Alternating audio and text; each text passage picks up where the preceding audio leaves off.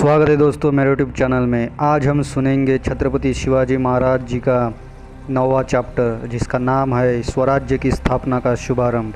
तो चलिए दोस्तों शुरू करते हैं। शिवाजी स्वतंत्र साम्राज्य की स्थापना करना चाहते थे। उनकी इस महत्वाकांक्षा से दादाजी कोंडदेव भलीभांति परिचित थे, किंतु शिवाजी ने अपने मनोभाव किसी के सामने प्रकट नहीं किए थे। जीजाबाई और शिवा आपस में हिंदू स्वराज्य के विषय में बातचीत करते रहते थे। उन दोनों की आकांक्षा थी कि हिंदुओं का स्वराज्य स्थापित हो। उस समय यह आकांक्षा किसी सुंदर सपने जैसी थी, जिसका वास्तविक जीवन में पूरा होना असंभव सा लगता था। इसका अहम कारण था विपक्षी ताकतों का अधिक शक्तिशाली होना। दक्षिण में काफ़ी दूर या 4 रजवाड़े को छोड़कर उस समय भारत में कोई स्वाधीन हिंदू राज्य नहीं था। राजपूतों ने बहुत पहले इस्लाम की तलवार के सामने अपने सिर झुका दिए थे। बड़े बड़े राजपूत योद्धा अब मुग़ल सेना में उच्च पद प्राप्त करके ही प्रसन्न हो जाते थे। यदि मुग़ल बादशाह किसी राजपूत कन्या को अपने शाही महल के लिए मांगता था, तो उस कन्या का परिवार खुद को सौभाग्यशाली मानता था। महाराष्ट्र में तो ऐसा महसूस होता था जैसे किसी को भी किसी तरह के परिवर्तन की आवश्यकता ही नहीं है। हिंदू जनता अपनी स्थिति को अपना भाग्य माप कर चुप थी। मालों का संगठन, यह सभी बातें शिवाजी व जीजाबाई सहित दादा कोंडदेव को भी मालूम थी। साथ ही यह भी मालूम था कि शिवाजी क्या चाहता है। अतः उन्होंने पुणे पहुँचते ही सबसे पहले मावल प्रांत के अधिकारियों को एकजुट करने और उन्हें अपने अधीन करने हेतु योजना बनाई। पुणे के उत्तर में 12 मावले थे और दक्षिण में 12 ही मावले थे। प्रत्येक मावल का शासन प्रमुख देशमुख घराना होता था। देशमुख की प्रतिष्ठा राजा जैसी होती थी। उसी की आज्ञा से प्रत्येक मावल सभी कामों को अंजाम देता था। मावलों के प्रमुख प्राय आपस में दुश्मनी रखते थे। एक दूसरे को नीचा दिखाने, गांव जलाने, फसलें कटवाने और लड़कियों के अपहरण से लेकर लूटमार, हत्याकांड, ऐसे दुष्कर्म इनकी सूची में शामिल थे। ये सब ऐसे दुर्बुद्धि के शिकार थे कि आपस में कभी एक दूसरे का आदर करने की कल्पना तक नहीं करते थे, जबकि इनमें से प्रत्येक मुसलमान उच्च अधिकारियों के समक्ष नाक रगड़ने में गर्व का अनुभव करता था। ऐसे दुर्बुद्धि लोगों के बीच व्याप्त आपसी मतभेद मिटाना और फिर उन्हें एकता में संगठित करना और इन्हें एक ही सूत्र में पिरोना अत्यंत कठिन काम था। किंतु शिवाजी की प्रबल अभिलाषा और दादाजी के प्रयासों से यह कठिन काम संभव हो गया। जीजाबाई के शिवाजी को संदेश। एक दिन दादा कोंडदेव ने शिवाजी को अपने निकट बैठाते हुए अत्यंत स्नेह भरे स्वर से कहा, शिवा, मैं चाहता हूँ कि पुणे का शासन सूत्र तुम अपने हाथों में ले लो। अब पुणे की समस्त प्रजा तुम्हें अपना राजा मानती है और भावी स्वराज्य का कर्णधार समझती है। अभी इसकी क्या आवश्यकता है दादाजी? शिवा ने उलझन भरे स्वर में पूछा। मैं अब वृद्ध हो चुका हूँ। मेरी स्थिति पके आम जैसी है, जो किसी भी क्षण डाल से गिर सकता है। अच्छा होता मेरे जीते जी तुम राजा बन जाते। जीजाबाई निकट एक सिंहासन रूपी कुर्सी पर बैठी थी। उन्होंने भी दादाजी के कथन का समर्थन करते हुए कहा, हाँ शिवा, दादाजी ठीक कह रहे हैं। यदि हम लोग अपन जिंदगी में तुमको विजय पताका फहराते हुए देख लेते तो हमारी आत्माएं तृप्त हो जाती। शिवाजी गंभीरता की प्रतिमूर्ति बने अपनी माता व दादाजी की बातें सुन रहे थे। उनकी बातें समाप्त होते ही शिवाजी ने आगे बढ़कर उनकी बात स्वीकार करने के स्वरूप अपनी माँ के चरण स्पर्श किए। माँ जीजाबाई ने आनंद व प्रसन्नता से भरकर अपने आज्ञाकारी पुत्र को आशीर्वाद दिया। बेटा, आज से तुम अपने जीवन पथ पर अग्रसर रहो। देखो, तुम्हारी आयु अभी बहुत कम है। केवल जोश में भरकर अपने उद्देश्य की पूर्ति मत करना। बुद्धिमानी से सजग रहते हुए धर्म व कर्म याद रखना। मैं तुम्हारे व्यवहारिक जीवन को सफल बनाने के लिए कुछ संदेश देना चाहती हूँ। हे शिवा, तुम आर्यावर्त की स्त्री जाति का अपनी माता स्वरूप आदर करना। स्त्री किसी भी कौम की क्यों न हो, वह साक्षात शक्ति की प्रतिमा होती है। तुम सदैव स्मरण रखना कि कहीं मुक्तामणि एवं सौंदर्य की चमक तुमसे तुम्हारी जन्मभूमि का निरादर न करा दे, क्योंकि जननी व जन्मभूमि स्वर्ग से भी बढ़कर होती है।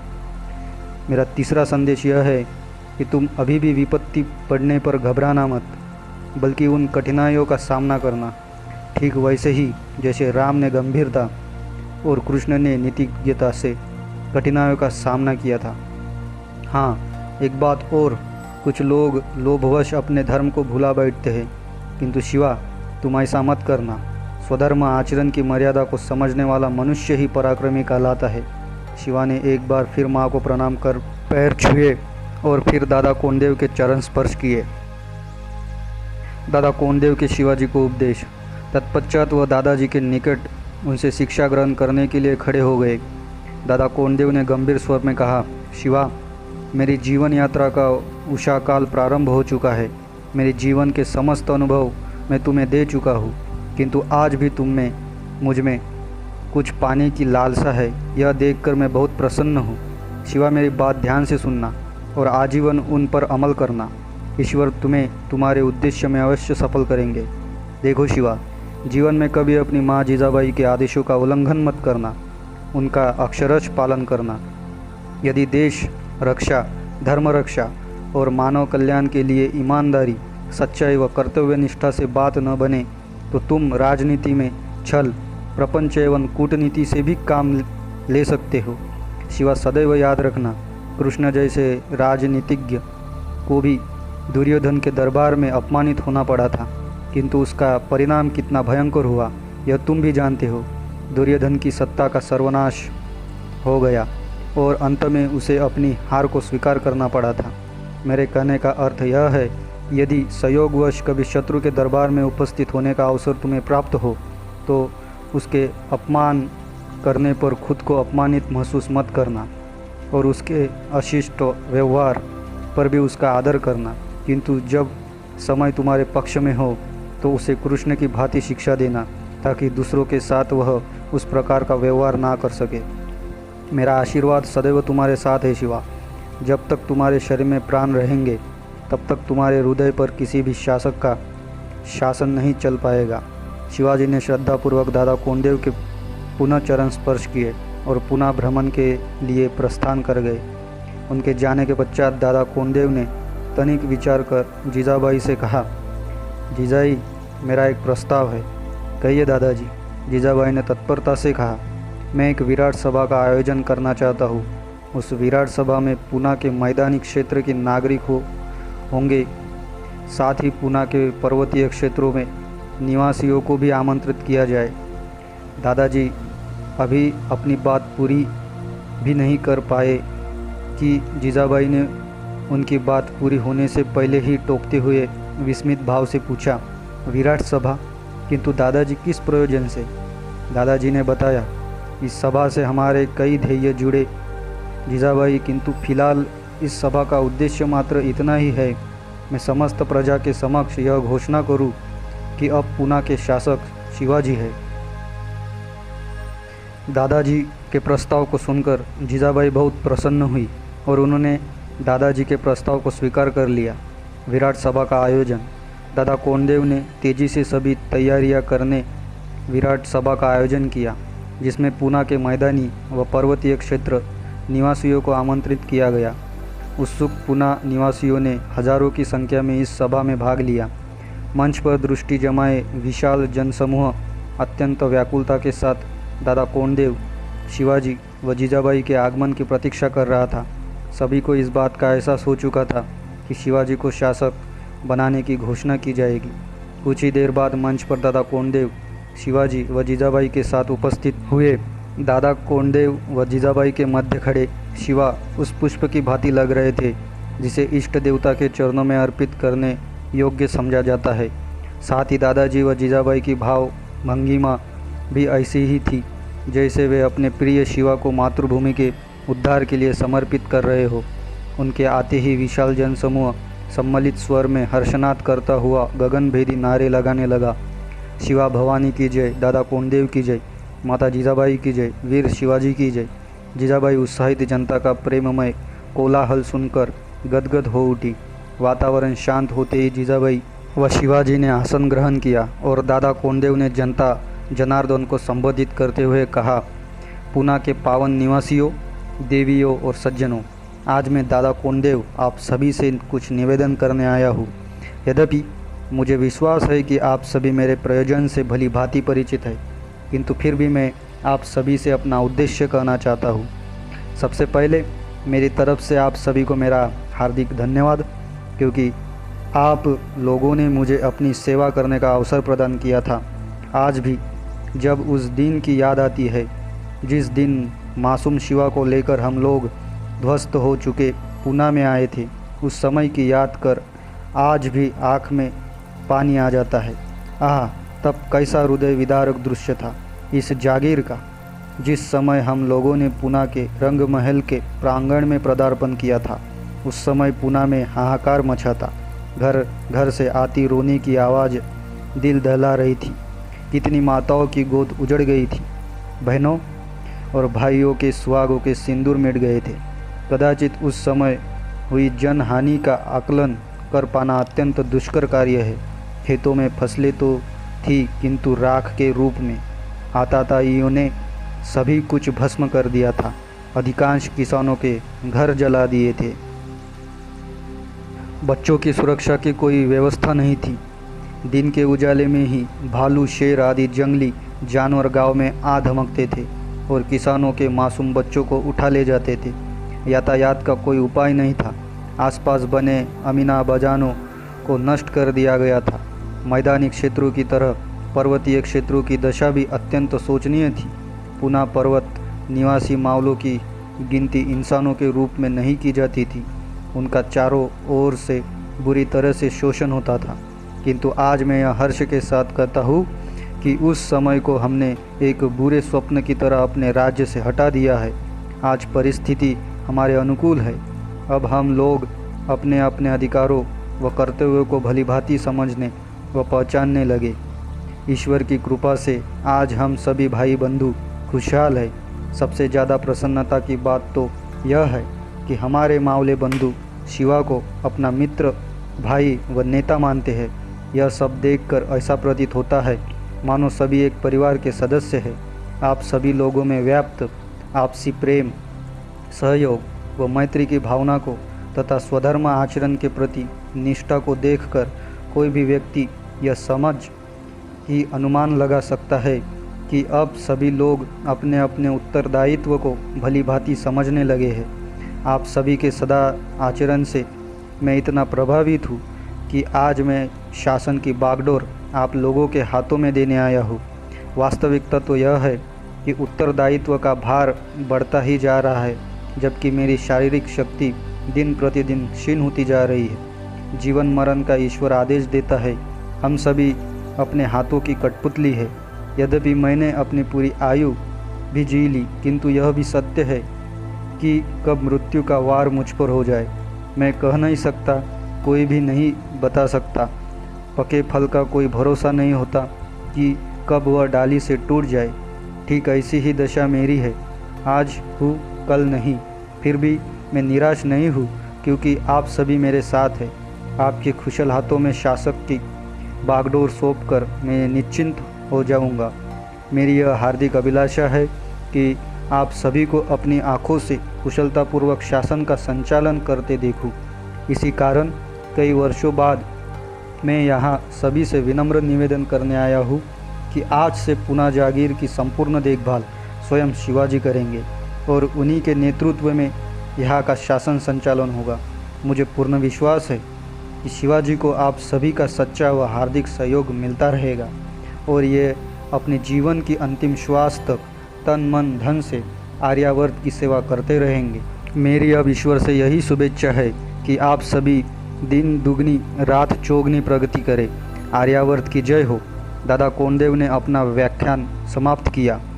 उनके मार्मिक शब्दों को सुनकर वहाँ उपस्थित बुजुर्ग वर्ग की आंखें नम हो उठी थी और हृदय उल्लसित हो उठे। वही युवा वर्ग में अपार जोश का संचार हुआ था। उनकी रग रग फड़क उठी थी और रक्त खोलने लगा था, जबकि मासूम बच्चे किलकारियाँ मारकर हंस रहे थे, जैसे उन्हें विश्वास हो गया था कि उनका भावी नेता उनकी क्रीड़ा के लिए एक ऐसे मैदान का चयन करेगा जहाँ वे अपने भविष्य का सबल बनाने का अभ्यास करेंगे। दादा कोंडदेव के खामोश होने पर जनता जनार्दन ने जीजाबाई से आग्रह किया कि आर्यावर्त हेतु हितकर इस पावन अवसर पर वह भी अपने आशीर्वाद से सभी का कृतार्थ करे। सभी की प्रसन्नता व हर्ष को देखकर जीजाबाई को उन्हें संबोधित करने के लिए बाध्य होना पड़ा। वह बोली, मेरे प्रिय भाइयों बहनों और आर्यावर्त के भावी कर्णधारों, मैं अब आप लोगों से क्या कहूँ, क्योंकि दादाजी कोंडदेव ने आपके समक्ष अतीत के संपूर्ण इतिहास की रूपरेखा को प्रस्तुत कर दिया है। मैं उनकी बात से सहमत हूँ। हम लोगों को पुनः आने के बाद आप सभी सज्जनों व देवियों का जो सहयोग प्राप्त हुआ, उनको शब्दों में वर्णन कर पाना नितांत असंभव है। संक्षिप्त में मैं सिर्फ यही कहूँगी कि हमें आप सभी से परिवारजनों की भांति प्रेम व सहयोग मिला। दादाजी ने इस विषय में जो कुछ कहा, मैं उससे पूरी तरह सहमत हूँ, अतः उसे दोहराने की आवश्यकता नहीं समझती। किंतु यहाँ तक शिवा का प्रश्न है तो इसे मैं अपनी ही नहीं वरन समस्त हिंदू समाज अथवा यूँ कहिए कि आर्यावर्त की संतान मानती हूँ। अपने इस पुत्र का मैंने किसी प्रकार पालन पोषण किया है, उस विधि से आप सभी लोग परिचित हैं। इतना पुष्ट शरीर व सबल मस्तिष्क मेरे दूध की देन नहीं है, अपितु दादाजी के ज्ञानामृत और आप सभी लोगों के आशीर्वाद का प्रताप है। अतः मैं आप लोगों के समक्ष इतना ही कहना चाहूँगी कि शिवा माँ भवानी के वरदान से प्राप्त अद्वितीय बालक है, किंतु फिर भी यदि यह स्वधर्म आचरण का परित्याग करता है तो आप सहर्ष इसका विरोध करें, और यदि यह अपने धर्म का पालन करते हुए अपने उद्देश्य को सफल करने हेतु दृढ़ प्रयास करे तो आप सभी देश धर्म तथा जननी की रक्षा के लिए तन मन धन से इसका साथ दें। आप सभी के ये कार्य हमारी भावी पीढ़ी के लिए वरदान सिद्ध होगा और वह निर्भय होकर जीवन यापन कर सकेगी। धन्यवाद। आर्यावर्त की जय हो। जीजाबाई ने अपना कथन समाप्त कर आसन ग्रहण किया, किंतु उन्हें सुनने वाले मंत्रमुग्ध से उस तेजोमय देवी के मुख को देख रहे थे जिसने अपने जीवन की पूंजी अपना पुत्र आर्यावर्त के हित के लिए समर्पित कर दिया था। धन्य है वह जननी जिसकी कोख से शिवाजी जैसे अलौकिक व वीर बालक ने जन्म लिया, और धन्य है वो मिट्टी जिस मिट्टी ने उन्हें बड़ा किया, जिसे जीजाबाई जैसी धर्मापरायण संस्कारी व तपस्विनी माता ने जन्म दिया। तत्पश्चात शिवाजी ने अपनी प्रजा को संबोधित करते हुए ओजपूर्ण स्वर में कहा, परम पूज्य दादाजी एवं दैवी तुल्य पूजनीय माताजी, मेरे पूज्य प्रिय भाइयों एवं बहनों, मुझे दादाजी और माताजी से आदर्श जीवन के लिए यही शिक्षा मिली है कि देश धर्म एवं मानवता की सेवा के लिए वाणी की वाणी से कम बोलो, कर्म की वाणी से अपने उद्देश्य को सिद्ध करके दिखाओ और जीवन को सफल बनाओ। अतः मैं आज अपनी वाणी की वाणी से कुछ भी कहना उचित नहीं समझता। मेरे उद्देश्य, लक्ष्य और प्रयोजन में मेरी कर्म की वाणी से ही सिद्ध होंगे। मैं अंत में ईश्वर से यही प्रार्थना करता हूँ कि जीवन के अंतिम श्वास तक मैं दादाजी कोंडदेव के ज्ञानामृत, माताजी के पवित्र दूध और आर्यावर्त के सपूतों को आशीर्वाद की प्रतिष्ठा की रक्षा करता रहूँगा। इस उद्देश्य को सफल बनाने के लिए मैं अपने जीवन को आहूत करने में भी नहीं हिचकिचाऊँगा। मुझे आपके सहयोग व आशीर्वाद की आकांक्षा है। आर्यावर्त की जय। शिवाजी के खामोश होते ही वातावरण तालियों की गड़गड़ाहट से गूंज उठा और साथ ही गगनभेदी नारे गूंज उठे। शिवा भवानी की जय, दादाजी कोंडदेव की जय, माँ जीजाबाई की जय, राजा शिवाजी की जय, धर्म की जय हो, अधर्म का नाश हो, विश्व का कल्याण हो, हर हर महादेव। आर्यावर्त की जय। शिवाजी के नेतृत्व में स्वराज्य निर्माण कार्य। दादा कोंडदेव का यह प्रयास पूर्णतः सफल हुआ। कुछ ही दिनों में मावलों के प्रमुखों ने शिवाजी का सहयोग करना स्वीकार कर लिया। पुणे की जनता पहले से ही शिवाजी को अपना राजा स्वीकार कर चुकी थी। शिवाजी ने स्वराज्य निर्माण की एक योजना बनाकर अपनी सहयोगी मावलों को बताई। मावल प्रांत के सत्प्रवृत्ति के लोगों ने शिवाजी की इस योजना को सहर्ष एवं प्रसन्नतापूर्वक स्वीकार कर लिया, किंतु जो दुष्ट तथा नीच प्रवृत्ति के लोग थे उन्हें शिवाजी को योजना पसंद नहीं आई। ऐसे दुष्ट लोगों ने शिवाजी के मार्ग में अवरोध उत्पन्न करने आरंभ कर दिए। उन्होंने शिवाजी की योजना की जानकारी मुस्लिम अधिकारियों तक पहुंचाने के बहुत प्रयास किए। साथ ही पुणे की शांति व्यवस्था भंग करने में भी कोई कसर न छोड़ी। शिवाजी ने उन लोगों को पहले प्यार से समझाने का प्रयास किया, किंतु जब उनकी समझ में शिवाजी की बात नहीं आई, उन अराजक तत्वों को गिरफ्तार कर समुचित दंड दिया गया। शिवाजी ने जिस कुशलता के साथ शासन की बागडोर संभालकर अपने कुशल शासक होने का परिचय दिया, उससे दादा कोंडदेव की छाती गर्व से फूल गई। किंतु वह मन ही मन चिंतित थे कि कहीं शिवाजी जीवन के किसी अभीष्ट मोड़ पर अपनी सामर्थ्य को क्षीण न कर दे। वह स्वयं शिवाजी को अपना योगदान देने की स्थिति में नहीं थे, क्योंकि वृद्धावस्था के कारण उनकी शारीरिक शक्ति क्षीण हो चुकी थी। किंतु उनकी यह चिंता व्यर्थ सिद्ध हुई। शिवाजी धीरे धीरे दादाजी के दायित्वों का भार कम करने लगे और अथक परिश्रम द्वारा सभी दायित्वों की पूर्ति करने लगे थे। पूना प्रांत के देवालयों को मुगलों ने भ्रष्ट कर दिया था। शिवाजी ने पुनः मंदिरों का निर्माण कराकर उनमें देव प्रतिमाओं की स्थापना की। उनके सभी साथी युवा उद्यमी तथा उत्साही युवक थे। सभी नवनिर्माण का संकल्प लेकर शिवाजी के नेतृत्व में स्वराज्य निर्माण में अपना भरपूर योगदान दे रहे थे। पुना से करीब 50 मील दूर रामेश्वर मंदिर था। इसी पवित्र स्थान पर शिवाजी ने एक दिन सभी युवा साथियों के साथ मंत्रणा की थी और फिर उन सभी ने महादेव को साक्षी मानकर स्वराज्य निर्माण का संकल्प लिया था। तो दोस्तों, इस प्रकार 9वां चैप्टर यहीं पे ख़त्म होता है। ऐसी ही कथा सुनने के लिए चैनल को सब्सक्राइब करें। थैंक यू दोस्तों।